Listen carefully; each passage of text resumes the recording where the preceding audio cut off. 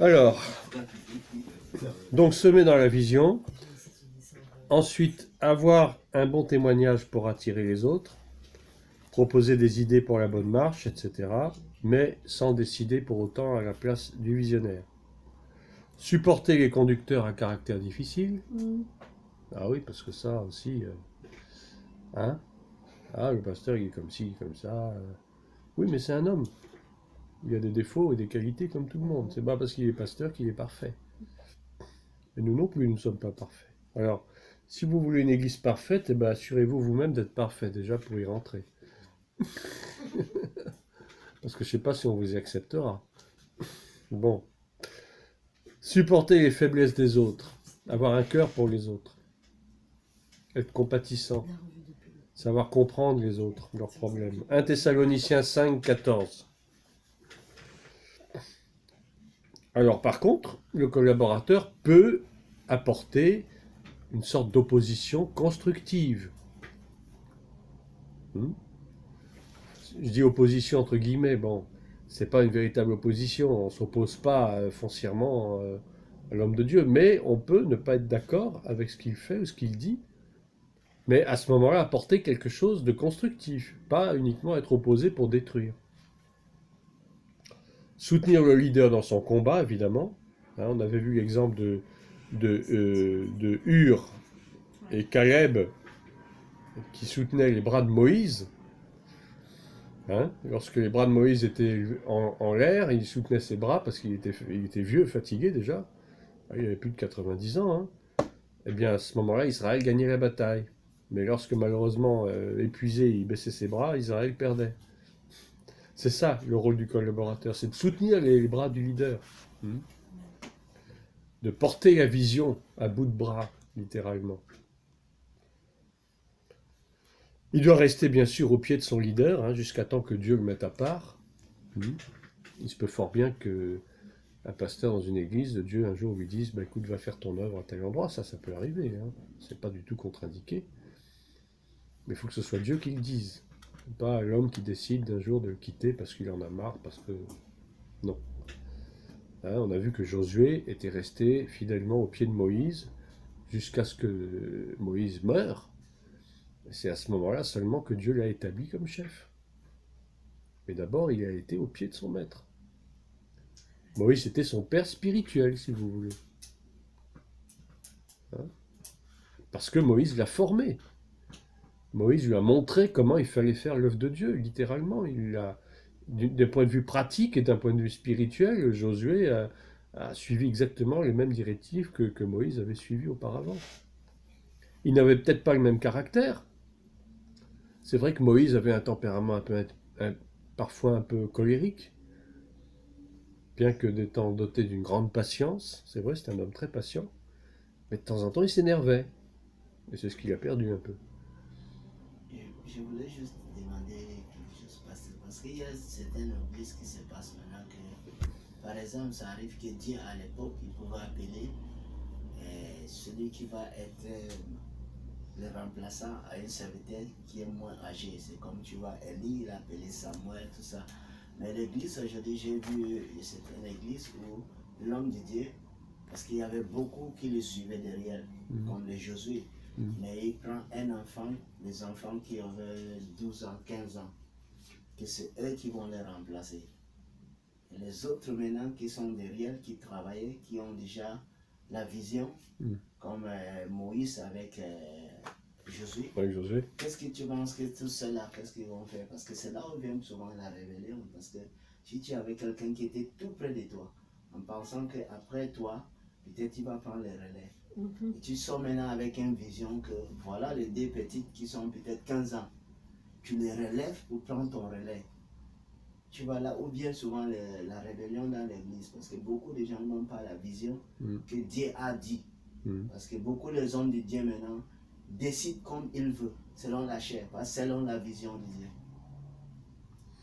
Ça, c'est vrai que si vraiment Dieu a décidé d'une chose, bon, on peut rien dire. Même celui le plus ancien qui est à côté du pasteur, bah, il faut qu'il accepte. Hein. Si c'est vraiment Dieu qui a décidé ça, tant pis. C'est pas parce qu'il est à telle position que forcément il va succéder au leader, pas forcément. Et tout à fait, j'ai C'est Dieu compris qui ce que décide. tu dis. J'ai compris ce que tu dis, mais Ouais. c'est ça qu'il dit au niveau des églises antichrist aujourd'hui. Ah, ah. Les faux prophètes, Mhm. ils travaillent selon la chair, pas selon la vision Oui, tout qui à Dieu fait. leur Oui. donne. Ouais. Tu vois. En fait, c'est leur vision à eux. Ça fait les églises, il y a des divisions dans les églises comme ça. Et puis c'est la plupart du temps, les églises, elles cassent au bout d'un certain Voilà. temps. Ça Il y a fait un plus- genre de schisme et puis après il n'y a plus rien. il y a un schisme, exactement, et puis finalement, tout est éparpillé, et puis il n'y a plus d'église, quoi. Oui, parce que l'exemple type n'est pas suivi, parce que Mhm. c'est pas le conseil de Dieu, ça. Voilà. Non, c'est une église charnelle. C'est une église qui est fondée sur des ambitions charnelles, peut-être sur un modèle dictatorial, plus ou moins. 90% que je vois, c'est que si Dieu les a donné le pouvoir, donc beaucoup cachent ce secret pour révéler à ceux qui les suivent. Si tu ne marches pas selon la vision qu'il veut, il ne vous révèle pas jusqu'à le jour où il meurt. Beaucoup comme ça les églises. Il suffit que ceux qui sont derrière doivent obligatoirement chercher la face de Dieu eux-mêmes pour pouvoir mettre en position du travail. Bon, on va continuer le cours, si vous voulez bien. C'est vrai, c'est bien, c'est intéressant comme discussion, mais il faut qu'on avance un peu. Alors, ensuite, comment un leader peut-il soutenir la vision? Exode 3, versets 16 à 18. C'est toujours le même exemple de Moïse qui a écouté sagement les conseils de son beau-père Jéthro. D'abord, il faut obéir à la voix de Dieu, ça paraît évident. Ensuite, transmettre la vision aux autres. Et puis former et envoyer dans les champs missionnaires, c'est ce qui va vous arriver. Rester à l'écoute du Saint-Esprit, bien sûr, pour recevoir les directives dont on a besoin, pour l'élargissement de la vision et son accomplissement. Être un modèle à suivre, aimer se sacrifier et être équilibré envers les brebis, c'est-à-dire avoir un grand cœur, supporter les faiblesses, les caprices des gens. Ensuite, avoir une sorte de créativité, savoir prendre des risques, hein, savoir coordonner, etc. Tout ça, on avait vu ça, hein, je fais que rappeler. Oui. Hein. Alors, ensuite, on a vu comment les fidèles peuvent soutenir la vision. Bon, ça, on l'avait vu, je ne vais pas revenir dessus. Puis, on a vu les obstacles à la collaboration dans la vision, hein, avec l'impatience, la précipitation, les murmures, la cupidité, l'impudicité, l'orgueil, la désobéissance, la haute opinion de soi-même, hein, la négligence, l'infidélité, l'égoïsme, l'envie, etc. Et puis bien sûr la vie de péché. Quand vous avez dans une église des gens qui vivent dans le péché tout le temps, d'une façon chronique, ça bloque. Hein. Ça fait pas bien avancer les choses. Puis nous avons vu le rôle d'un bon collaborateur et ses qualités, à partir de Exode 18, versets 13 à 27, et Deutéronome 16, 18 à 20. On va noter les références, vous les lirez à la maison. Donc il y a 6 qualités principales pour un bon collaborateur. Pasteur, vous avez Oui. dit Exode 18, 13 à 27. Oui. Et Deutéronome, c'est quoi? 16, 18 à 20. Ok. Donc les 6 qualités d'un bon collaborateur. Premièrement, un homme capable, donc est enseigné, formé, actif et mature. Un homme capable, enseigné, formé, actif et mature. Mature qui a donc la maturité spirituelle. Deuxième qualité, un homme qui craint l'Éternel et qui est un bon témoignage pour les autres. S'il n'y a pas la crainte de Dieu, c'est même pas la peine. Troisième qualité, un homme intègre et fidèle qui fuit l'hypocrisie. Quatrième qualité, ennemi de la cupidité. On a parlé tout à l'heure de la cupidité, qui est un gros péché dans l'Église et ailleurs. Cinquième qualité, qui sache juger le peuple en tout temps, en traitant les affaires courantes, je dirais. Et puis enfin, sixième qualité, qui sache rapporter les affaires difficiles au leader. C'est-à-dire qu'il ne doit pas outrepasser ses limites et ses capacités. Il n'est pas le leader. Il y a des choses qui sont hors de sa portée. Il faut qu'il sache avec humilité en référer à son leader, qui saura, lui, traiter les affaires difficiles. Mais souvent, vous avez des co-leaders, je dirais, enfin des adjoints qui sont là, et puis ils veulent se charger de choses qui sont trop lourdes pour eux, et du coup, ça marche pas, quoi. Ils donnent pas les bonnes solutions. Ça va? Vous suivez? Oui. Bien. Ensuite, nous avons vu la tâche principale des collaborateurs. D'abord, c'est l'évangélisation.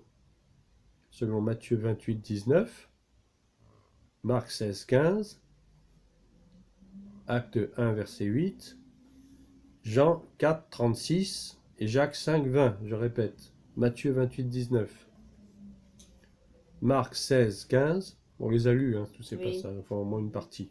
Acte 1, 8, Jean 4, 36 et Jacques 5, 20. Bon, il y en a d'autres, mais c'est déjà pas mal. Donc l'œuvre de Dieu, Jean- d'abord, Jean 4. 36. 36. 36. Pasteur, je m'excuse, je veux revenir sur le point que vous avez dit avant, parce que je ne l'avais pas noté en fait la dernière fois. Je m'étais arrêtée à 4, ennemi de la cupidité. Après, je vous avais dit 5. Juge, savoir juger le peuple en tout temps. Enfin, savoir juger des affaires, quoi, des affaires simples. Mm.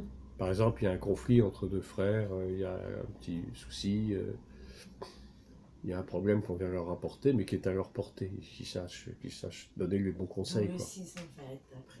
C'est le 6. Alors le 6, c'est rapporter les affaires difficiles au leader. C'est-à-dire qu'il ne doit pas faire des choses qui sont au-dessus de sa portée. Tu as lu Jacques. Ouais, alors Jacques 5, 20, pour l'évangélisation. Donc la première grande composante de l'œuvre de Dieu, c'est l'évangélisation. Pourquoi? Ben parce que nous sommes d'abord des gagneurs d'âme. Enfin, nous devrions être des gagneurs d'âme. Hein? Oui. Avant de faire autre chose. Évangéliser, c'est quoi? C'est apporter la bonne nouvelle du salut à l'humanité. On ne peut pas faire mieux. Jésus a dit, allez de toutes les nations, faites des disciples. Alors évangéliser, c'est apporter la bonne nouvelle du salut dans un premier temps. Et puis après, il faut aller au-delà. Quand on a gagné des âmes, après, il faut suivre ces âmes. Il ne faut pas les laisser dans le vague. Et en faire des disciples. C'est-à-dire faire en sorte qu'ils deviennent à l'image de Christ. Amen. C'est prêcher l'œuvre de la croix. Et de montrer l'amour de Dieu manifesté en Jésus-Christ. C'est ça l'évangélisation. C'est beaucoup de choses. Hein. C'est pas seulement aller distribuer des tracts à la sortie du métro. Ça, tout le monde peut le faire. Les gens du monde aussi, ils font ça. Ils savent très bien faire de la publicité. Hein. Ils savent très bien accrocher les gens. Mais distribuer des tracts, c'est bien, mais s'il n'y a pas de suite, ça sert à rien. Si par bonheur vous arrivez à accrocher une âme, je dirais entre guillemets, après il faut la fidéliser, mais il faut lui parler, il faut essayer d'être proche de la personne. Demandez-lui son numéro de téléphone par exemple. Et puis essayer d'entrer en contact avec lui ou elle. L'amener à l'église, c'est bien, mais ça suffit pas non plus. Parce qu'il peut venir à l'église dimanche pour vous faire plaisir aussi. Mais est-ce qu'il est vraiment convaincu? C'est bien, on dit, ah oui, j'ai amené des invités, etc. Mais les invités, souvent, ils viennent pour vous faire plaisir. Hein. Ouais, je vais venir à l'église, oui, pour se faire plaisir. Oui. Et puis derrière, il n'y a rien. Et puis ils repartent chez eux comme ils étaient venus. Mais si dans la semaine, prenez pas la peine de les appeler, comment ça va? Est-ce que tu as aimé le culte? Est-ce qu'il y a des choses qui te gênent, qui te dérangent? Devenez un peu son confident, mais avec discrétion. Et puis on ne fait pas du prosélytisme au sens qu'on n'est pas là pour attirer de force les gens à l'église, ça c'est zéro. Ça aussi on a vu ça dans certaines églises. Oui, venez dans notre église parce que c'est nous la meilleure. Ben non, vous n'êtes pas la meilleure, je suis désolé. Moi, je dis que c'est du mauvais témoignage. Non, et puis c'est pas bon. Forcer la personne. Ben oui, Au puis dépend de l'autre, venez. Saint-Esprit ne pense pas. À quoi ça sert? Quelqu'un C'est pas ça l'évangélisation. Non. On prêche pas pour sa chapelle, je suis désolé. On prêche pour Christ. On prêche pas pour une assemblée. C'est vrai, c'est important d'aller dans une assemblée parce que, chut, s'il vous plaît, on prêche pas pour son église, je veux dire, on prêche pour l'œuvre de la croix, pour Christ, pour le salut. Le salut, oui, le salut. Oui, bien sûr, c'est important d'appartenir à une assemblée parce que c'est là qu'on est édifié, Ouais. c'est là qu'on écoute la parole, c'est là qu'on se forme. C'est important, on ne peut pas se former tout seul, c'est évident. Mais il ne faut pas non plus faire du prosélytisme de mauvais aloi, c'est-à-dire, oui, viens dans mon église parce qu'elle est meilleure que celle d'à côté. Et de quel droit? Il y a de la place pour tout le monde. Et puis il ne s'agit pas de vanter les mérites de son église en disant que oui, on est ceci, on est cela. Non. Et puis ils feront leur choix. Peut-être que ça ne leur plaira pas. L'essentiel, c'est de leur apporter le message. Pour gagner le ciel. Exactement. Oh mon Dieu. Pour qu'ils soient sauvés. C'est tout ce qu'on nous demande. C'est pas une église qui sera sauvée au détriment d'une autre. Ça n'existe pas, ça. Je suis désolé, mais au ciel, il n'y aura pas un panneau mépude. Hein. Ça n'existe pas, ça. Vous riez, mais j'en ai entendu des sottises comme ça. Oui, vous allez voir, notre église, il y a une place pour elle au ciel. N'importe quoi. Ah, c'est aussi du mensonge aussi, ça. Hein? Dieu ne sauve pas une assemblée, Oui, Dieu sauve des âmes. pitié. Voilà. Ça encore, c'est des fausses doctrines qu'on entend souvent. Ensuite, avançons un petit peu. En deuxième chapitre, nous avons vu toutes les différentes sortes de serviteurs. Les serviteurs fidèles. Alors j'énumère, hein, mais normalement c'est dans le cours qui a été en ligne. Hein. Les serviteurs fidèles, les serviteurs peureux, les serviteurs méchants et infidèles, les serviteurs inutiles, les serviteurs courageux, les négligents, les indifférents, les orgueilleux, les serviteurs humbles et simples, les voleurs, n'est-ce pas Judas? Les hypocrites, bon, vu. Bah, Judas, si, c'est le type même de l'hypocrite. Les impudiques. On a eu l'exemple des enfants d'Élie, sacrificateurs, qui couchaient avec des femmes à l'entrée du temple. Ils faisaient des choses dégoûtantes. Les serviteurs rebelles. Vous connaissez l'histoire de la révolte d'Abiram, de Nathan, de Corée. Hein? C'est dans Nombre 26. Les serviteurs têtus, qui sont désobéissants et incrédules. 1 Samuel 2, 25 à 30. Ça va? Ouais, mais vous aviez dit 15 à la base au cours, mais on n'avait pas fait le 15e. On n'a pas fait le 15e, Non. c'est-à-dire? Bah, vous avez dit qu'il y avait 15, moi j'avais noté 15. Non, il y a Et on 14. s'est arrêté au 14. Il y a 14. Ah d'accord. Il n'y a que 14. Tu vois pourquoi j'ai dit 15? J'avais noté, je l'attendais. Il n'y a pas Après, 15. Finalement, c'est arrêté, ok. Non, non, il n'y a que 14. C'est déjà pas De mal. 25-30. Alors maintenant, nous abordons, après avoir fait toutes ces révisions, nous allons aborder le chapitre 3, donc qui est tout nouveau, les catégories de collaborateurs et leur champ d'action. Les catégories de collaborateurs et leur champ d'action. Premier point. Qui peut être collaborateur? Qui peut être collaborateur? Eh bien, la réponse elle est relativement simple. Tout disciple exerçant une quelconque responsabilité au sein d'une assemblée peut être collaborateur, quelle que soit sa fonction, quelle que soit sa position. Il n'est pas nécessaire d'être, par exemple, uniquement responsable de département pour être un collaborateur, mais on peut être à un niveau un peu plus bas, peu importe.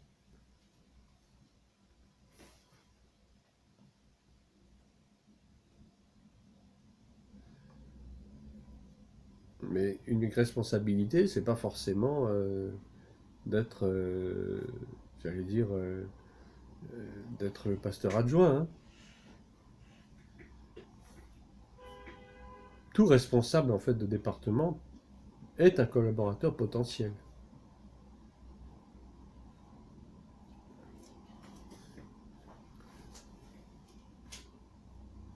Alors, il y a quelques principes à retenir pour ça, quelques critères si vous voulez.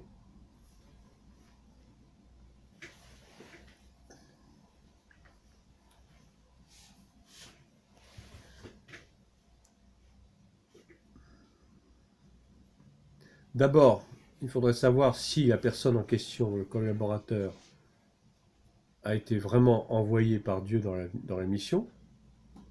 Hein. Parce que vous avez des gens qui vont se lever, qui vont dire oui, voilà, je veux être collaborateur, machin. Mais peut-être que Dieu t'a pas demandé ça. En tout cas, pas tout de suite. Donc, savoir si réellement Dieu l'a envoyé dans cette mission. Ensuite, savoir s'il est capable de représenter le leader en faisant fonction quelque part d'un ambassadeur pour son église, pour son assemblée. Parler au nom d'eux.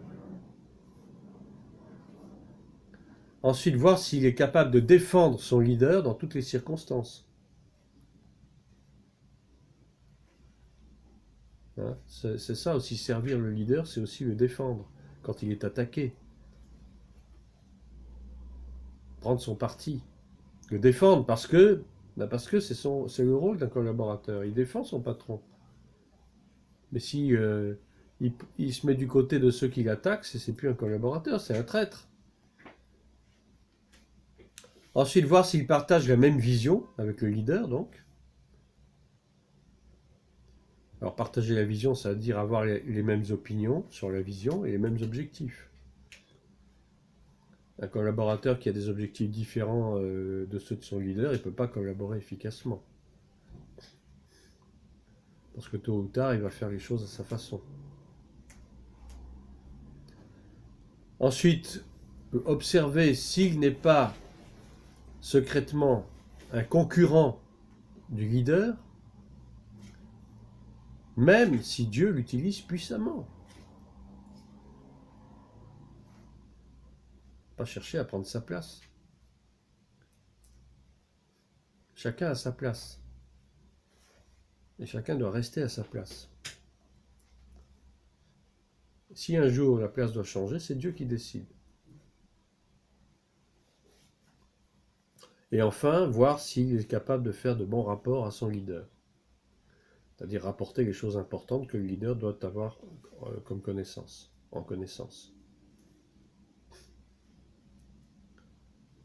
Tout cela nous amène à dire que les responsables de départements, des équipes, deviendront de bons collaborateurs après avoir été observés dans leur travail et selon ce que le Saint-Esprit donne comme directive. Répétez la dernière phrase. Les responsables des équipes ou des départements deviendront de bons collaborateurs après avoir été bien observés dans leur travail, dans leur façon de travailler, dans leur façon d'être, et selon ce que le Saint-Esprit donne comme directive. C'est-à-dire qu'ils doivent être des bons témoignages. Des témoignages de fidélité, des témoignages de soumission, d'intégrité. Un responsable de département qui fait tout à l'envers, qui contredit systématiquement ce que le pasteur dit, ça ne peut pas être un bon collaborateur, on est d'accord.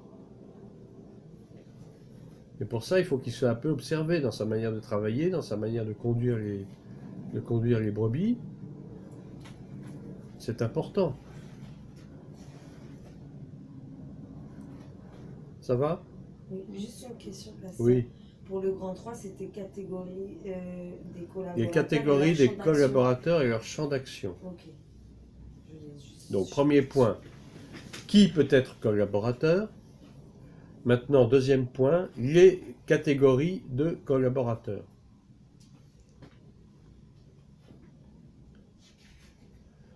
Alors, les plus proches collaborateurs forment le comité des serviteurs ou le comité des anciens ou encore le conseil pastoral. Hein, les plus proches, bien sûr. C'est ce qu'on peut appeler le noyau ou le staff suprême autour du leader. Là, Jésus avait bien ses 12 disciples, qui étaient ses plus proches collaborateurs.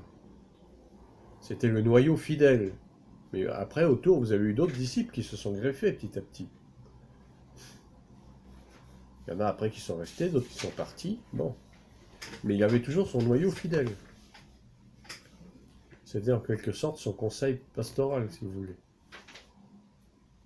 Papa, vous avez dit qu'il forme le conseil des anciens. Oui. Juste avant. Ou le conseil pastoral.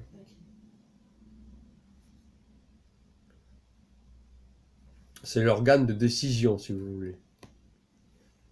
Hein, c'est comme dans une association, vous avez le bureau, qui est composé de quelques personnes seulement, qui prend les grandes décisions. Mais ce n'est pas tous les membres de l'association qui vont participer aux grandes décisions. C'est normal, alors sinon, chacun va vouloir donner son avis, son opinion, et puis c'est l'anarchie. Alors, les proches collaborateurs, ben, ce sont la plupart du temps les anciens de l'Église, qui forment donc le corps pastoral, c'est-à-dire l'ancien, le pasteur principal, et puis d'autres anciens, le premier ancien si vous voulez, puis les autres anciens. Alors on appelle anciens, en fait, les anciens c'est des pasteurs. Étymologiquement c'est la même chose. Hein? Un ancien c'est un pasteur, mais il peut avoir différentes gradations. Graduation. Vous avez le pasteur principal, vous avez le pasteur adjoint, etc.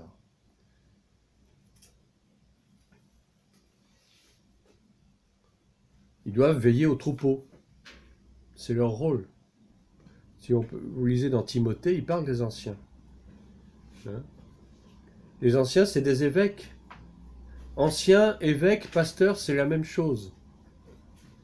Hein? Les évêques, ça vient du grec presbytéros. C'est la même chose. Les évêques, ce sont des anciens. Les anciens, ce sont des pasteurs. Donc les évêques, ce sont des pasteurs. Ce sont eux qui conduisent le troupeau. C'est différentes appellations pour la même fonction, en fait. Mais dans une assemblée, vous avez le pasteur en titre, principal, et puis les anciens, les autres anciens. Mais le pasteur principal lui-même est un ancien. Vous voyez ? Mais il peut prendre effectivement le titre d'évêque, à la limite. Mais c'est la même chose. C'est la même fonction. Donc les anciens sont des collaborateurs confidents auprès de leur leader. Leur rôle, c'est essentiellement d'assumer les tâches spirituelles dans l'Église. Autrement dit, ce sont des conducteurs de la bergerie, du troupeau, si vous voulez, qu'on les appelle aussi surveillants ou évêques, précisément. Les évêques, ce sont des surveillants. Ils surveillent le troupeau. Alors surveiller, ça ne veut pas dire fliquer, mais surveiller, c'est veiller à ce que les brebis se sentent bien dans l'Église. Veiller à ce qu'il y ait de l'ordre dans l'Église. Veiller à ce que chacun trouve sa place dans l'Église. N'est-ce pas? Mais c'est pas être derrière les gens pour surveiller tout ce qu'ils font et puis aller faire des rapports. Ah oui, un tel, il y a ceci. Non, c'est pas ça, c'est pas du flicage. D'accord. J'ai juste une question. Et Ouais. en fait, ça rapporte les anciens, ça n'a rien à voir avec les diacres. Non. C'est différent. Ok, c'était juste ça que je voulais savoir. C'est totalement différent. Merci. Le diacre, c'est un ministère à part, le Ouais, diaconat. c'est juste ce que je voulais savoir. Mais le diacre n'est pas un ancien. Si des fois on fait l'amalgame. Il ne faut pas. Oui. C'est très important. C'est pour ça que je dis que les textes originaux font vraiment la différence entre tout ça. Le diaconat, il est surtout chargé de l'organisation matérielle de l'Église. Ok. Pas que, hein, il peut aussi, ça peut lui arriver de prêcher, de faire la modération, bien sûr. Il a un rôle spirituel aussi, mais il n'a pas le même rôle que l'ancien. C'est différent. L'ancien n'a pas à se préoccuper des tâches matérielles dans l'Église, de l'organisation des cultes, etc. Tout ça, ça revient au diacre. Ok. Et c'est une tâche très importante. Parce que si le diacre n'assume pas bien sa tâche, c'est l'Église qui part en désordre. Parce que l'ancien ne peut pas faire le travail du diacre. Et le diacre non plus, bien sûr, a fortiori, ne peut pas faire le travail de l'ancien. Ça va de soi. Mais il va l'aider dans sa tâche. Vous voyez, c'est ça, collaboration, c'est on s'aide mutuellement. Mais on n'empiète pas sur le jardin de l'autre. Un diacre reste un diacre. Mais il peut être amené de temps en temps, effectivement, à prier pour les gens, à faire la présidence de culte, à intercéder, c'est ce qu'il fait d'ailleurs la plupart du temps. Parce qu'il y a aussi un rôle spirituel, mais il a d'abord un rôle matériel. Ça va? Alors on a très nombreux exemples de bons collaborateurs dans la Bible. On a bien sûr Josué, on a Timothée, on a Pierre, Jean, Jacques et les autres. Alors comme référence, je peux vous donner Exode 24, 12 à 14 et 1 Pierre 7, 18. Est-ce que ça va?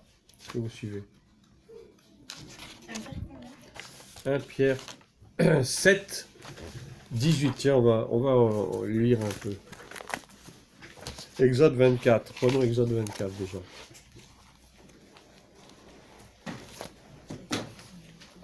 À partir du verset 12.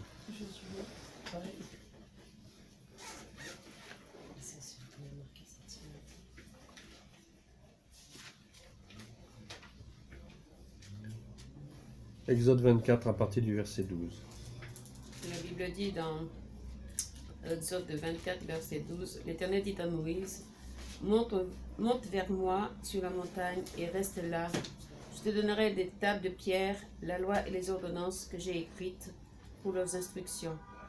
Moïse se leva avec Josué qui le servait, et Moïse monta sur la montagne de Dieu. Il dit aux anciens, attendez-nous ici jusqu'à ce que nous revenions auprès de vous. Voici Aaron et Hur resteront avec vous. Si quelqu'un a un différend, c'est à eux qu'il s'adressera. Vous voyez la collaboration? Hmm. D'abord, l'Éternel dit à Moïse, parce que Moïse, c'est celui qu'il a choisi. Monte vers moi sur la montagne, etc.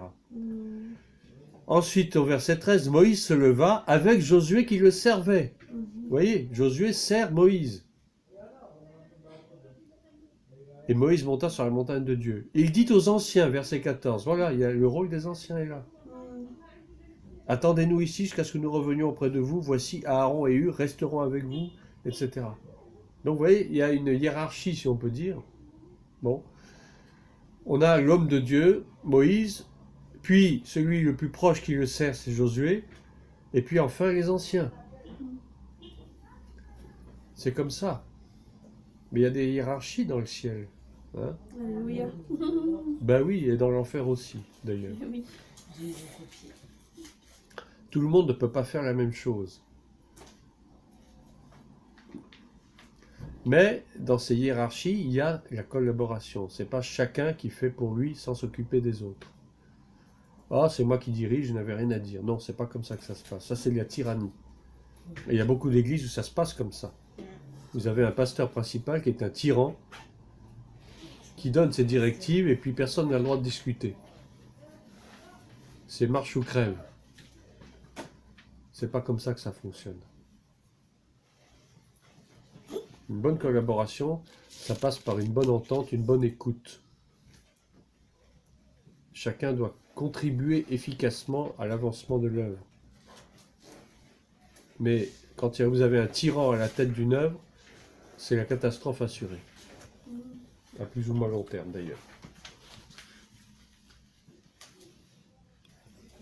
Bon, c'est pas grave, laissez tomber. On a vu Exode 24, c'est quand même déjà un bon exemple.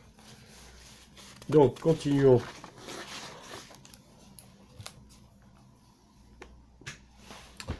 Donc, une petite note quand même par rapport aux chefs des départements, aux responsables de département, qui peuvent ou ne pas être ou ne pas être des collaborateurs proches du pasteur. Hein? Tous sont des serviteurs, mais tous ne sont pas des collaborateurs. Ok. D'accord? Ensuite, on a les collaborateurs qu'on appellerait sympathisants. J'aime bien ce mot. Alors, ce sont des collaborateurs qui ne sont pas nécessairement membres de l'Église, mais qui agissent pour le bien de l'Église, éventuellement. On a vu l'exemple de Jéthro pour Moïse. Jéthro, Dieu ne l'avait pas appelé. Hein. Mais Jéthro a cru sage de donner des conseils à Moïse pour la bonne marche. Et il a eu raison de le faire. Et Moïse a eu raison d'obéir. Hein, Exode 18 toujours. Ils peuvent être de véritables conseillers ou des véritables collaborateurs et ils peuvent l'aider dans l'exercice de sa mission. Ça peut être des gens de l'extérieur. Vous avez le cas des pasteurs qu'on invite parfois, qui viennent prêcher ici, qui viennent pour donner des séminaires, etc. Ils peuvent donner des bons conseils aussi à l'homme de Dieu. Parce qu'ils ont aussi une expérience. Mais ils ne sont pas forcément membres de l'Assemblée. Mais c'est normal parce que nous sommes tous membres du même corps. Oui. L'Église, l'Ecclésia, c'est le corps de Christ. Et à l'intérieur de ce corps, vous avez des membres qui ne sont pas forcément de l'Assemblée, qui peuvent être extérieurs, mais qui sont des collaborateurs, j'allais dire, oui, sympathisants, ça veut dire ils sont là pour donner des conseils éclairés, qui peuvent aider grandement le pasteur en titre. Un homme de Dieu, il ne sait pas tout, hein. Il ne fait pas tout, il n'y a pas la science infuse non plus. C'est important. Les collaborateurs missionnaires, ils apportent un plus dans le ministère selon la grâce que Dieu leur fait. Mais par contre, ils ne peuvent pas prendre bien sûr de décision à la place du leader. Mais ils peuvent apporter des conseils constructifs.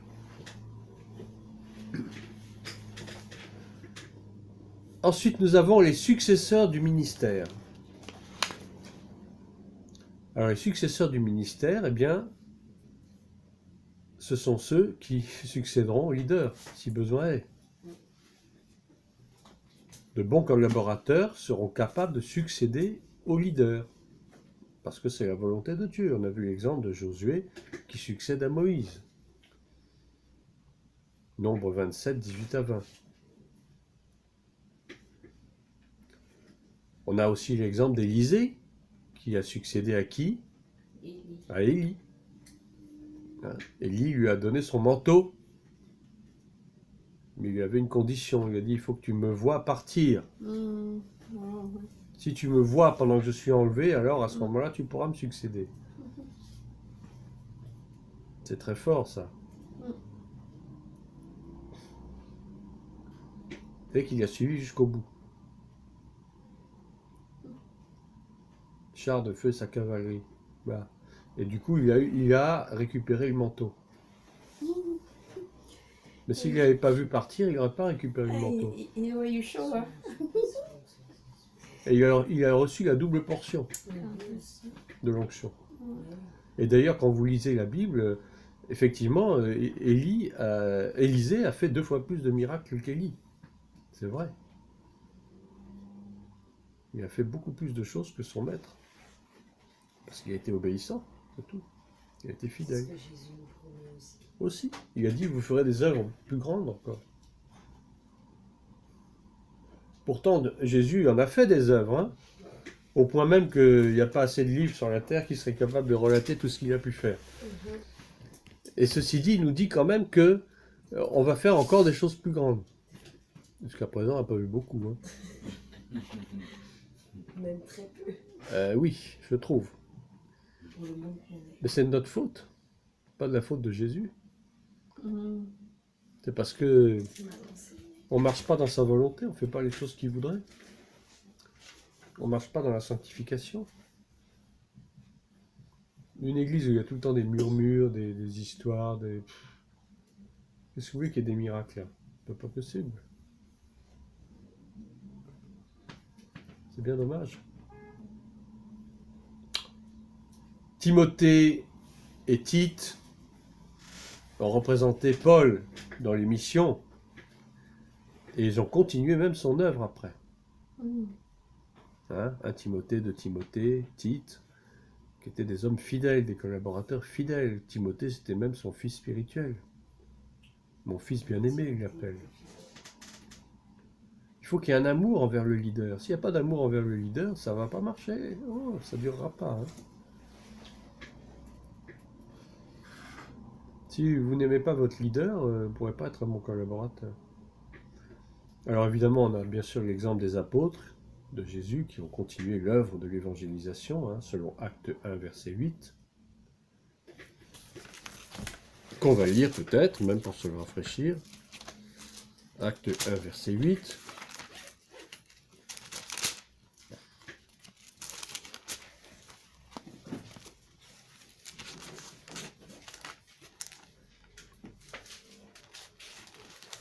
Qu'on devrait connaître par cœur d'ailleurs. Il est écrit dans la parole de Dieu en Actes des Apôtres, au chapitre 1, verset 8. Mais vous recevrez une puissance, le Saint-Esprit survenant sur vous, et vous serez mes témoins à Jérusalem, dans toute la Judée, dans la Samarie et jusqu'aux extrémités de la terre. Voilà. C'est simple. Vous serez mes témoins à Jérusalem, dans toute la Judée, dans la Samarie, etc. On commence par le plus proche et puis on va en s'éloignant. Enfin, souvent on dit oui, je vais être missionnaire, en Antarctique. Mais est-ce que tu as déjà commencé à être missionnaire près de chez toi? Même de la famille. Même dans ta famille déjà pour commencer. C'est bien beau d'ailleurs en Antarctique d'aller évangéliser les Esquimaux, les Inuits, les phoques, et tout ce que vous voulez. Mais déjà évangélise déjà ta femme ou ton mari, ou tes parents, tes enfants. Ah bah oui, bien sûr que oui. Avant d'aller au Canada ou d'aller où? C'est un peu facile quoi. On va dire oh j'allais vivre en Polynésie. C'est vrai, il fait beau là-bas, il fait chaud, il y a la plage. Et puis je vais faire l'œuvre de Dieu là-bas, tranquille. Et pendant ce temps-là, ta famille est en train de mourir, de périr, par manque de connaissances. Mais c'est pas ton problème, toi tu préfères les cocotiers. Voilà. Un bon disciple devient collaborateur et finit parfois, par devenir leader. Un bon collaborateur. Un bon disciple devient collaborateur Ok. et il peut parfois devenir aussi un leader. C'est pas une règle absolue. Il faut savoir rester à sa place. Si Dieu t'a pas appelé à devenir leader, tu vas pas devenir leader. Ou si tu veux le devenir, tu vas te casser la figure. Combien on a vu de pasteurs quitter leur assemblée parce qu'ils, soi-disant, Dieu leur avait dit d'aller faire leur ministère ailleurs. La plupart du temps, ça échoue. Parce qu'ils ont fait les choses sur leur propre pensée. Mais n'ont pas eu une claire vision du Saint-Esprit. C'est très dangereux. C'est comme ça qu'on voit des tas d'églises fleurir partout et qu'il y en a à peu près une sur deux qui se casse la figure au bout de quelques mois. Parce que c'est pas fondé sur ce que Dieu a voulu. Des petites assemblées qui fleurissent comme des champignons. Vous avez 2, 3 personnes, 10 personnes, 15 personnes, 20 personnes, et puis un jour ça tombe. Parce que ça vient pas de Dieu. La personne qui s'est mise à la tête de ça aurait mieux fait de rester aux côtés de son leader. Et le moment venu, peut-être que Dieu lui aurait dit, bon bah maintenant c'est l'heure, tu peux. Mais avant l'heure, c'est pas l'heure, comme on dit. C'est pour ça qu'on a des notions de discipolat. Le discipolat, c'est le fait d'être un disciple. C'est d'avoir de la discipline. Discipline, discipolat, c'est la même chose. Un disciple, c'est quelqu'un qui est discipliné, qui est soumis à la volonté de celui au pied duquel il est. Et le leadership aussi. Le leadership, c'est d'apprendre à être un bon dirigeant. Hein. Bon, c'est des termes anglais, hein, leadership. Bon. Mais ça dit bien ce que ça veut dire. C'est quelqu'un qui apprend à diriger. Mais apprendre à diriger, c'est pas tyranniser les gens. C'est pas les mettre sous ses pieds et les asservir à sa volonté. C'est pas ça. Le leadership, c'est quelqu'un qui sait diriger, mais qui sait aussi comprendre les autres. Un bon leader dans une assemblée, bien sûr qu'il apprend les moyens pour diriger l'assemblée, mais il apprend aussi à être souple, à ne pas imposer sa volonté d'une façon dictatoriale, tyrannique. C'est pas ça. Il faut qu'il sache aussi compter sur les autres. Il faut aussi qu'il apprenne à faire confiance aux autres. Parce qu'un leader qui n'a pas confiance aux autres, il va devenir un tyran, un dictateur. Et les églises dictatoriales, il y en a partout. Et les gens sont malheureux. Ils sont asservis. Ils ont l'impression de n'avoir plus aucune liberté. On va même jusqu'à s'immiscer dans leur vie privée. Ben, ça, j'ai connu ça aussi. Et ça, c'est à fuir absolument. C'est pas des églises, ça. C'est du n'importe quoi. Et malheureusement, il y en a de plus en plus de ces choses-là. Donc finalement, le disciple accompli, il va devenir comme son maître. Et finira peut-être par le remplacer en devenant maître à son tour. Vous avez dans le monde, vous avez ce qu'on appelle le compagnonnage. Vous connaissez ça? Le compagnonnage dans l'artisanat. Oui. Vous avez les maîtres, les apprentis. Bon, c'est le modèle qu'a repris la franc-maçonnerie. Non, parce que moi, j'allais dire, je connais ça dans la franc-maçonnerie. Ben oui, dans la franc-maçonnerie, vous avez les maîtres, il y a les le compagnons, compagnon, les apprentis. l'initiation. C'est les 3 degrés de base de la franc-maçonnerie. Mais à l'origine, c'était le compagnonnage, c'était quelque chose qui était bien. C'était dans les différentes corporations de métiers, dans la maçonnerie, oui, dans la menuiserie, dans la faïencerie, dans je ne sais quoi. Vous avez toujours un maître avec ses élèves. Oui, ce sont des métiers magnifiques, là, les métiers de l'artisanat. Mais vous avez les apprentis, ils apprennent au pied de leur maître. Et un jour, ils deviendront maîtres eux-mêmes. C'est ça le compagnonnage. Malheureusement, la franc-maçonnerie a repris ça à son compte. Moi, ce que je sais, c'est que ça c'est parti de chrétiens, du milieu chrétien, et eu égard aux approches avec d'autres, ça a donné ce que ça a donné. Ce qu'on a aujourd'hui, c'est la franc-maçonnerie, avec ses déviations. Avec ces déviations terribles, quoi. Et ils empruntent à tout. Quand j'ai su que ça venait des chrétiens, qu'après que ça donnait ça, je dis Seigneur. À l'origine, c'était une bonne chose. C'était une très bonne chose. Mais comme d'habitude, le diable se sert à pervertir les choses. Tout à fait, c'est aussi à l'exemple de l'ivraie et du blé. C'est ça. Fou, les deux grandissent en même temps, mûrissent en même temps, mais un jour, il faut arracher l'un pour laisser l'autre vivre. Le diable a toutes les stratégies pour pervertir les choses et les rendre mauvaises et nuisibles. La franc-maçonnerie, elle se sert de tas de choses religieuses, de tas de concepts religieux, de tas de doctrines soi-disant spirituelles, mais qui ne sont pas spirituelles du tout, et qui sont occultes, et pervertissent les choses. Ça rentre dans l'esprit des gens et ça fait d'eux des machines quoi, qui sont soumis à la volonté d'un homme. Mais d'ailleurs, quand vous saurez que la franc-maçonnerie a été mise sur pied en Angleterre en 1717, par qui? Par des pasteurs protestants. Faut le faire quand même, hein.